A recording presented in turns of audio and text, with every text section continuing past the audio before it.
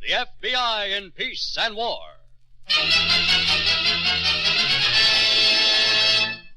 The FBI in Peace and War is brought to you by healthful, delicious Wrigley's Spearmint Gum. Enjoy chewing Wrigley's Spearmint every day, as millions do. The lively, long-lasting flavor freshens your mouth and sweetens your breath. The pleasant chewing eases tension, helps you feel better, and get more enjoyment out of what you're doing.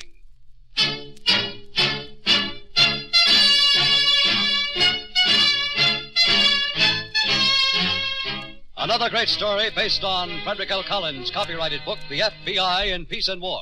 Drama, thrills, action. Tonight's story, Winner Take Nothing.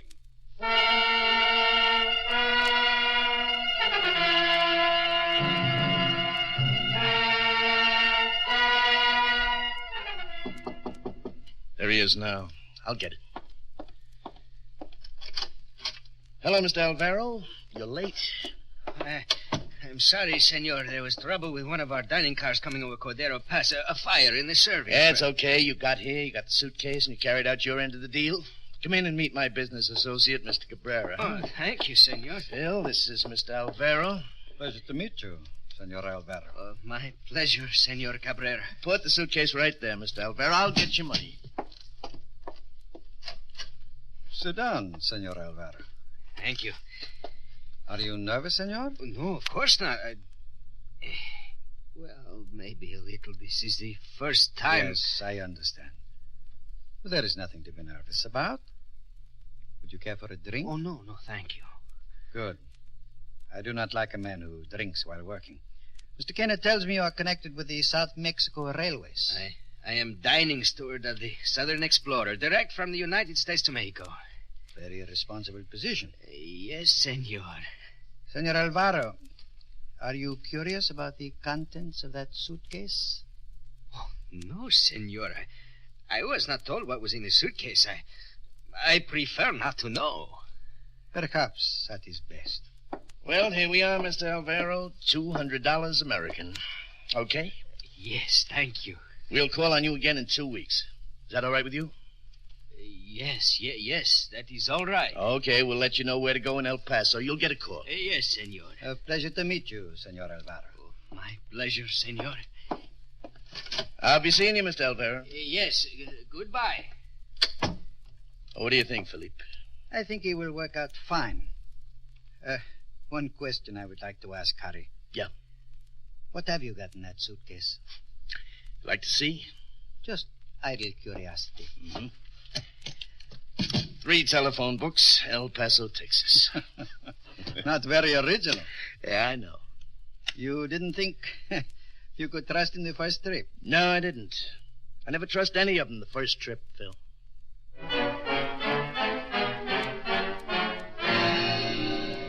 In the winter of 1951, the director of our bureau conferred with officials of the Mexican police about a problem concerning both countries. Tickets for a Mexican lottery were being counterfeited in the United States and brought across the border to be sold in millions all over Mexico. The counterfeits were expertly made, and it was not until duplicate winning numbers appeared that the Mexican police began their investigation. Before both of our agencies were through, we uncovered a trail of corruption from El Paso to Mexico City. I said to him, give me something in the line of jewelry for the prettiest girl in all Mexico. Oh, yes, I know what you said. My wife is big and fat, but she's a good cook. And if I bring her a present all the way from El Paso... I said nothing of the kind. Don't tell me what you said. All men who travel are notorious liars. Very well. If you do not wish to receive a gift from El Paso... I'll take it before somebody else does. You have 2 daughters if you do not like it. Carlo! You do like it. I thought you would. Oh, Carlo, where did you get these? I told you. In El Paso, a man who specializes in wristwatches for ladies. How much do you pay? Now, Riva. How much, Carlo? Well, it is genuine plated gold. The movement is 17 jewels. How much? $73.50. It was reduced. You will take it back on your next trip, and whoever you borrowed the money. I didn't borrow the money, Riva. I had the money. From where? From an American gentleman. I have been doing a few little favors for him. Ah, what kind of favors? Well, it's nothing much. I take a suitcase for him in my compartment on the train and deliver it here to a man at a hotel. What is in the suitcase? I don't know. Carlo? It is the truth, Reva. Naturally, it must be something which might cause a little embarrassment at the customs. But, And how much does this gentleman give for his favors? $200 American money. Carlo? I know it is a lot of money. How many but- times have you done this? Well, a number of times. Reva, you remember that automobile at the second-hand place, the open one you like so much? Yes. I have enough for a down payment on the automobile, $400. Carlo, what is in the suitcase? I swear to you, I don't know. You better take the watch back and save your money from the car. Listen, we're entitled to some pleasures just like other people. Only a fool would turn down $600 every month. Why shouldn't we have some of the good things in life? Because I have always been too timid to advance myself, to seize an opportunity. Reva, keep the watch, please. No, Carlo, I can't. Please, this once. Well, Just to make me happy. All right, just to make you happy. But I'm sure no good will come of it. Are you positive you don't know what is in the suitcase, Carlo?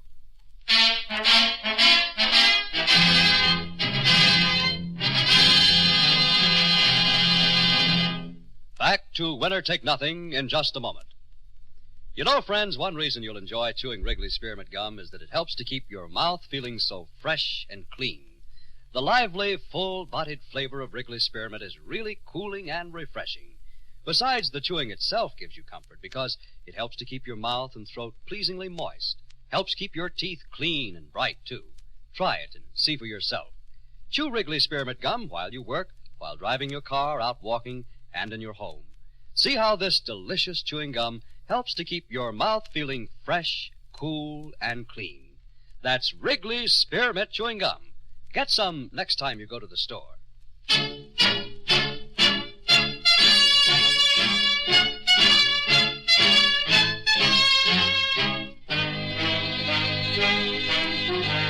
And now, Act 2 of tonight's story, Winner Take Nothing.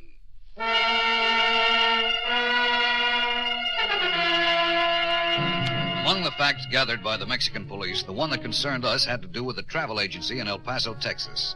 One of the distributors of the counterfeit tickets in Mexico City had been under surveillance, and it was found that he banked his money there and then sent checks to the travel agency in El Paso. Agent Reynolds was assigned to visit this agency, which was in a one-room office in a cheap commercial building. Good morning. Morning. I'd like to get some information on Tasco. Could you help me, please? Where? Tasco in Mexico. I want to find out about the hotel rates and some of the tourist attractions. I have 2 weeks in August and Tasco, in Mexico? Yes. Well, Do you have any folders or brochures? yeah, I guess so, but, say, who sent you, mister? I mean, were you recommended to us? No, I saw your name in the classified book. I work right around the block here, and I thought perhaps... Oh, you work around here. Well, look, mister, I got most of the folders and stuff in another office. If you could come back later in the day... Well, I'm not sure. I only have a half hour for lunch, and I wanted to find out whether Tasco would be better than someplace like Costa Rica. Where? Costa Rica. Oh, that's, near this other place? No, not exactly. Oh, well, I'll tell you, mister, if you want to leave me your name... No, I'll come back. Thanks a lot. Don't mention it.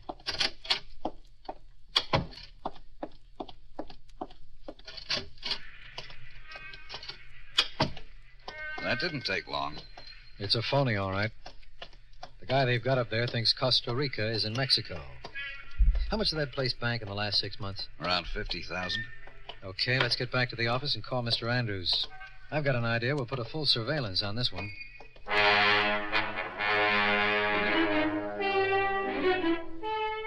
With the surveillance on the travel agency, we soon uncovered one important fact. The man in charge of the agency was an ex-con named Mandy Case. Apparently, his only assignment was to bank the money sent by one of the collections in Mexico. There were no visitors to the agency, and Case seemed to lead an uneventful life, which consisted mostly of going to movies. However, it was the movie-going habit that finally gave us our break. And then I sit next to this man in the theater. He gives me a baggage receipt. I pick up the suitcase at the baggage room in the station, and that's all there is to it. Do you want more coffee? No, thank you. Reva. Yes. Whatever happens to that cousin of yours, the one who got in trouble a few years ago? He still works in the garage downtown. What do you want with him? Nothing. Just wondered what happened, that's all. Reva, I've been doing a great deal of thinking lately. Maybe I ought to open that suitcase one time. What? Oh, I don't mean open it myself, naturally, but a man like your cousin who is quick with his fingers... Carlo, I thought you told me. Yes, I did, but I'm beginning to see other aspects of this situation. You told me as long as you don't know what was in it. Quite true, but, am I being fair to myself in taking such a position? Are you what? After all, there is a risk involved, you know. They pay you? Yes, but am I being paid in proportion to the risk? That is what I've been asking myself over and over. Carlo. Yes? We have the automobile now. I have a beautiful watch. There is money in the bank for the first time in many years. Of course, and we are entitled to these things, Eve. I told you before. Carlo, be satisfied. Take what they are giving you. $600 a month extra is a lot of money. Supposing there is so much risk that I should be getting more. Do you want a piece of cake before I clean up the table? Tell me that, Reva. Supposing they are in reality paying me too little, what then? I don't know, Carlo. You'll have to answer that yourself.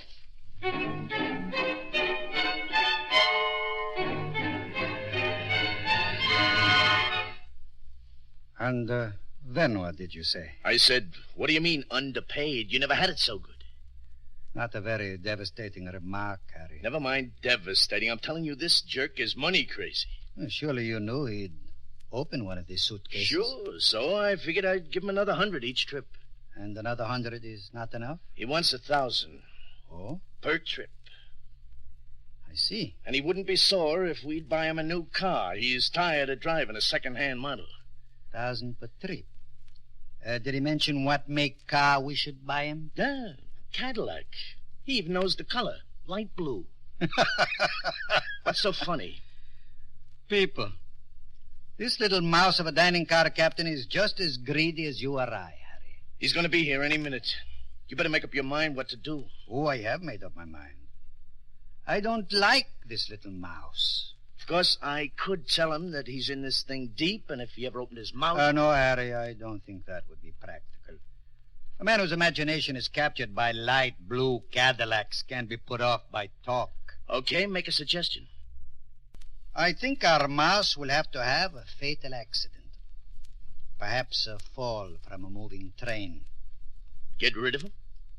Does the suggestion offend you? Of course not. But who's going to arrange this accident?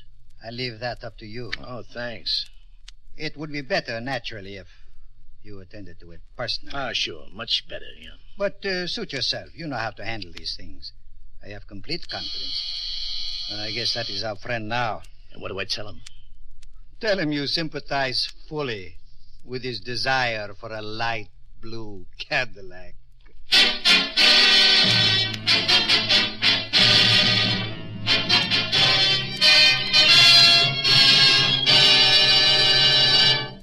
Back to Winner Take Nothing in just a moment. Friends, here's a modern, sensible way to satisfy that little hungry feeling you sometimes get between meals, especially when you want to go light.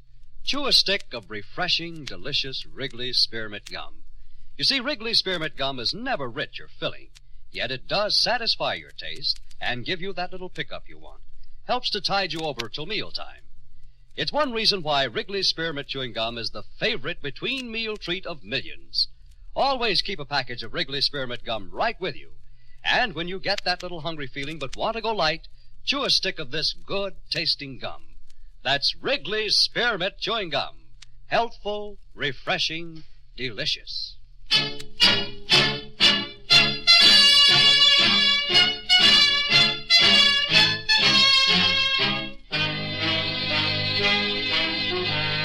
And now, Act 3 of tonight's story, Winner Take Nothing.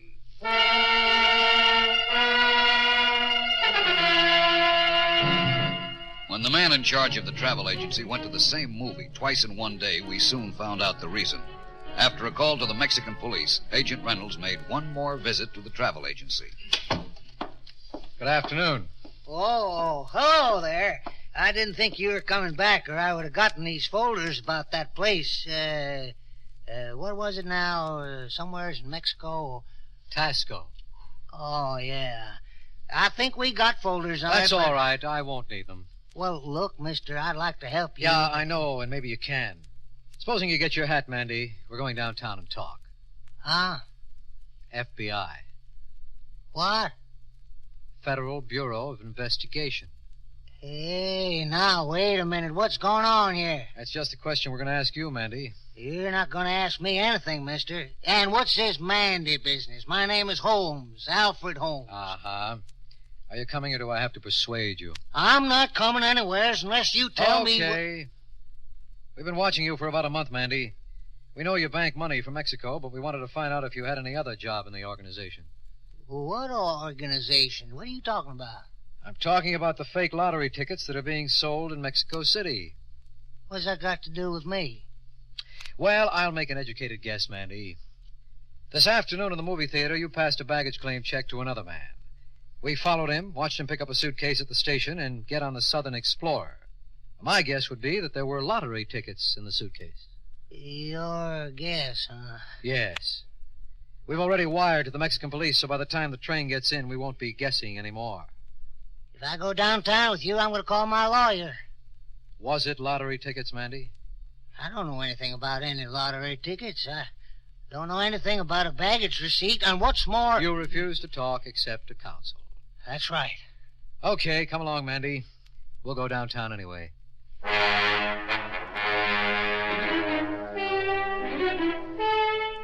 With Mandy Case in custody and the Mexican police alerted to the role of the dining room steward, we thought we'd soon be able to move in on the counterfeit ring.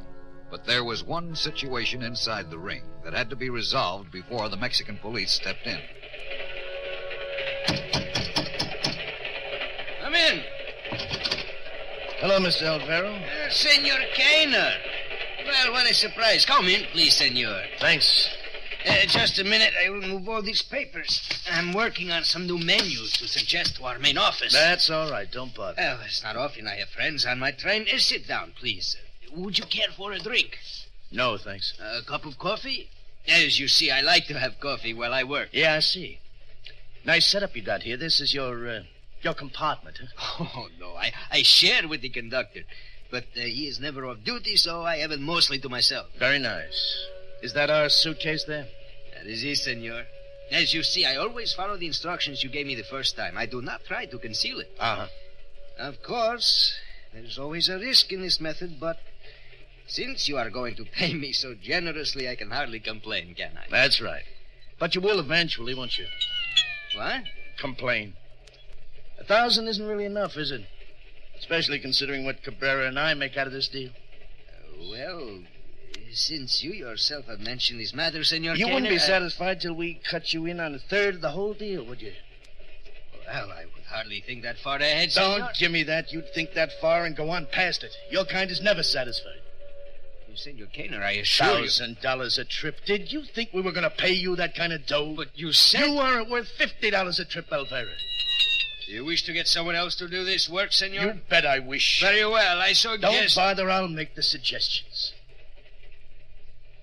Senor, we can talk sensibly. You do not need a gun. $1,000 a trip in a light blue Cadillac. Now, please, senor, put away the gun. What do you think we are, a bunch of fools? Senor, if I ask for too You much... asked for a one-way trip to the morgue. That's what you asked for, and I'm going to give it to you. Senor! You're going to have an accident, Alvaro.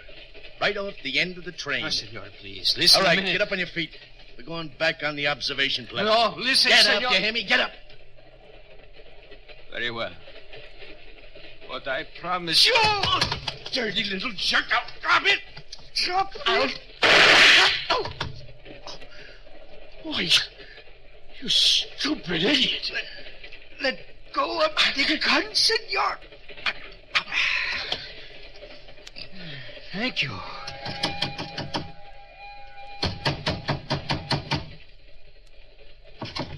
Jose. Oh, get the conductor. This gentleman has had a little accident with his gun.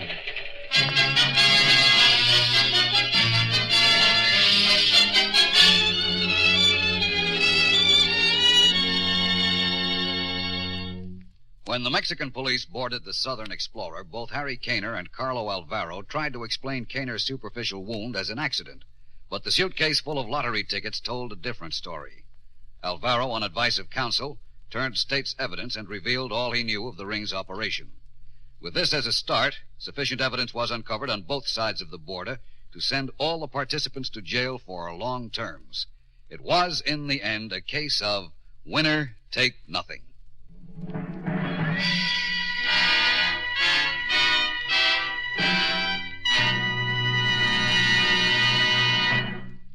Remember, friends, to help keep your mouth feeling fresh and clean, chew Wrigley's Spearmint Gum. There's lots of lively, refreshing flavor in it, and you can chew a stick just about any time and any place. Then, too, while you're sinking your teeth into this good-tasting gum, the natural chewing action is helping to keep your teeth clean and bright. Next time you're at the store, get some packages of Wrigley's Spearmint Chewing Gum. Get plenty for your whole family, because Wrigley's Spearmint Gum is a perfect all-family treat. Healthful, refreshing, delicious.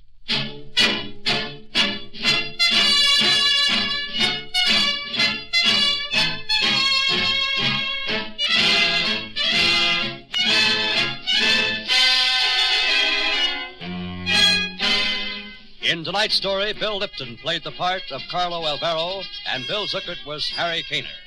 This radio dramatization for the FBI in Peace and War was written by Louis Pelletier. These programs are produced and directed by Betty Mandeville. All names and characters used on the program are fictitious. Any similarity to persons living or dead is purely coincidental. This program is based upon Frederick L. Collins' copyrighted book, The FBI in Peace and War, and the broadcast does not imply endorsement, authorization, or approval by the Federal Bureau of Investigation. The makers of Wrigley's Spearmint Gum, the refreshing, delicious treat that gives you real chewing enjoyment, invite you to listen to next Wednesday's story, The Old Man, on the FBI in Peace and War. Same time, same station.